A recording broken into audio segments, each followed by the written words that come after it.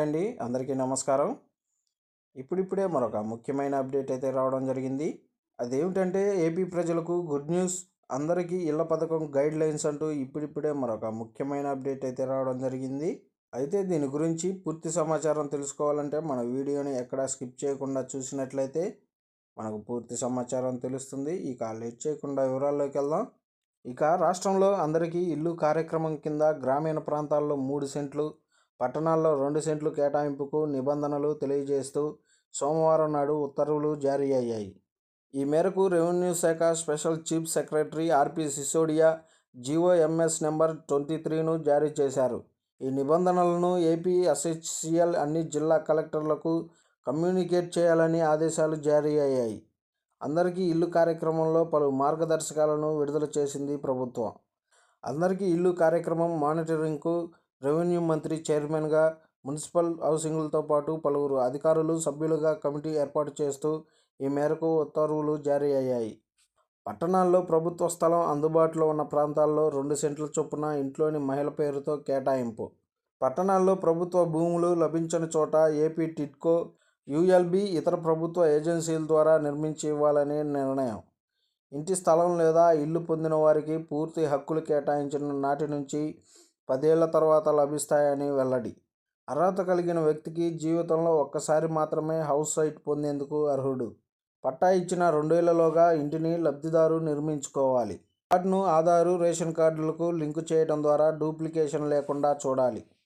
ఈ కార్యక్రమం కింద లబ్ధిదారులు అయ్యేందుకు ఉండాల్సిన అర్హతలు: తెల్ల రేషన్ కార్డు కలిగి ఉండాలి.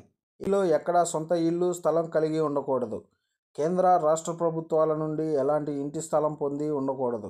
కేంద్ర, రాష్ట్ర ప్రభుత్వాల హౌసింగ్ స్కీమ్లో దేనిలోనూ లబ్ధి పొంది ఉండకూడదు. 5 ఎకరాలు మించి వ్యవసాయ భూమి మెట్ట, 2.5 ఎకరాలు జరీబు లేదా మెట్ట, జరీబు కలిపి 5 ఎకరాలకు మించకుండా భూమి ఉన్నవారు అర్హులు. ఇప్పటికే ఇంటి స్థలం జారీ చేయబడి కోర్టు కేసులలో ఉంటే వారికి ఆ స్థలాన్ని రద్దు చేసి వేరే చోట జారీ.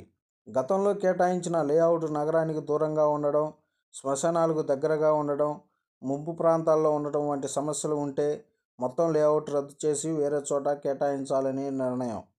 ఇప్పటికే ఇంటి స్థలం పొందినా ఇల్లు నిర్మించని వారికి ఆ సైట్ రద్దు చేసి వేరే చోట సైట్ కేటాయింపు. లబ్ధిదారుల ఎంపిక: విలేజీ, వార్డు స్థాయిలో దరఖాస్తు చేసుకోవాలి. విఆర్ఓ, ఆర్ఐల ద్వారా విచారణ చేయించాలి. లిస్టును గ్రామ, వార్డు సచివాలయాల్లో ప్రదర్శన, అభ్యంతరాలు స్వీకరణ. తుది జాబితాను ఎంఆర్ఓలు, మున్సిపల్ కమిషనర్లు సిద్ధం చేసి జిల్లా కలెక్టర్లకు పంపాలి. లబ్ధిదారుల గ్రామాల్లో భూమి లభ్యత లేకపోతే పక్క గ్రామాల్లో భూమి స్థలం కేటాయింపుకు కలెక్టర్కు అధికారం. 2 ఏళ్లలో నిర్మాణం చేపట్టిన సైట్స్ను రద్దు చేసే అధికారాన్ని కట్టబెడుతున్నట్టు. కాగా ఇటీవల జరిగిన ఏపీ కేబినెట్ సమావేశంలో అందరికీ ఇల్లు పథకం కింద పట్టణ ప్రాంతాల్లో 2 సెంట్లు, గ్రామీణ ప్రాంతాల్లో 3 సెంట్ల చొప్పున ఇళ్ల పట్టాలు పంపిణీపై చర్చ జరిగిన విషయం తెలిసిందే. ఇళ్ల పంపిణీ చేసేందుకు గాను మార్గదర్శకాల జారీకి కేబినెట్ ఆమోదం తెలిపింది. అయితే గత ప్రభుత్వం పేదలకు సెంటు స్థలంలో ఇల్లు కట్టి ఇచ్చేలా ప్లాన్ చేసిన విషయం తెలిసిందే. సెంటు స్థలం ఇంటి నిర్మాణానికి ఏమాత్రం సరిపోదని, గ్రామాల్లో పేదలకు 3 సెంట్లు, పట్టణాల్లో 2 సెంట్ల స్థలం ఇవ్వాలని కూటమి ప్రభుత్వం నిర్ణయించింది. ఈ మేరకు కేబినెట్లో చర్చలు జరిపిన అనంతరం అందరికీ ఇళ్ల పథకానికి మంత్రివర్గం ఆమోదం తెలిపింది.